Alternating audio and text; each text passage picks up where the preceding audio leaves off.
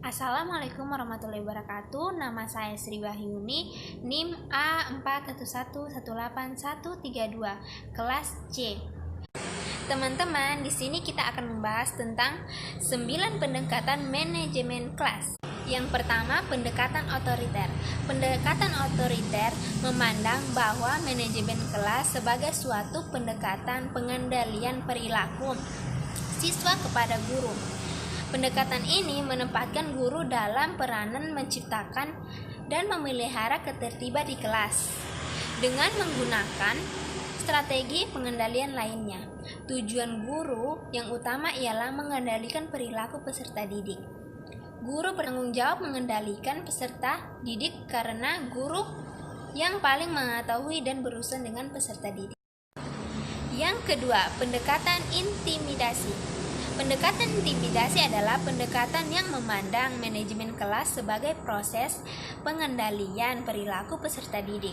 Pendekatan intimidasi berguna dalam situasi tertentu dengan menggunakan teguran keras. Teguran keras adalah perintah verbal yang keras diberikan pada situasi tertentu dengan maksud untuk segera dalam situasi tertentu dengan menggunakan teguran keras. Teguran keras adalah perintah verbal yang keras diberikan pada situasi tertentu dengan maksud untuk segera menghentikan perilaku siswa yang menyimpang berat. Yang ketiga, pendekatan permisif. Pendekatan permisif adalah pendekatan yang menekankan perlunya memaksimalkan kebiasaan siswa.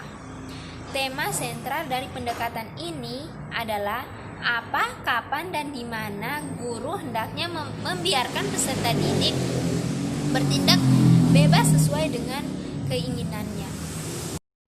Yang keempat, pendekatan buku masa. Pendekatan buku masa adalah pendekatan berbentuk rekomendasi berisi hal-hal yang harus dilakukan atau yang tidak harus dilakukan seorang guru apabila menghadapi berbagai tipe masalah dalam manajemen kelas. Pendekatan buku masak tidak dijabarkan atas dasar konsep yang jelas, sehingga tidak ditemukan prinsip-prinsip yang memungkinkan guru menerapkan secara umum pada masalah-masalah lain. Pendekatan ini cenderung menumbuhkan sikap reaktif pada diri guru dalam manajemen kelas. Yang kelima, pendekatan instruksional. Pendekatan instruksional adalah pendekatan yang mendasarkan kepada pendirian bahwa pengajaran yang dirancang dan dilaksanakan dengan cermat akan mencegah timbulnya sebagian besar masalah manajemen kelas. Yang keenam, pendekatan perubahan perilaku, yaitu pengubahan perilaku didasarkan pada prinsip-prinsip psikologi behaviorisme. Prinsip utama yang didasari pendekatan ini adalah perilaku merupakan proses belajar. Prinsip ini berlaku baik bagi perilaku yang sesuai maupun perilaku yang menyimpang.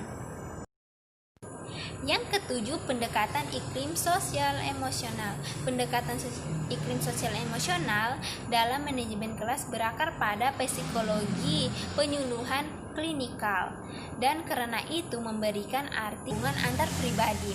Pendekatan ini dibangun atas dasar asumsi bahwa manajemen kelas yang efektif sangat tergantung pada hubungan yang positif antara guru dan peserta didik.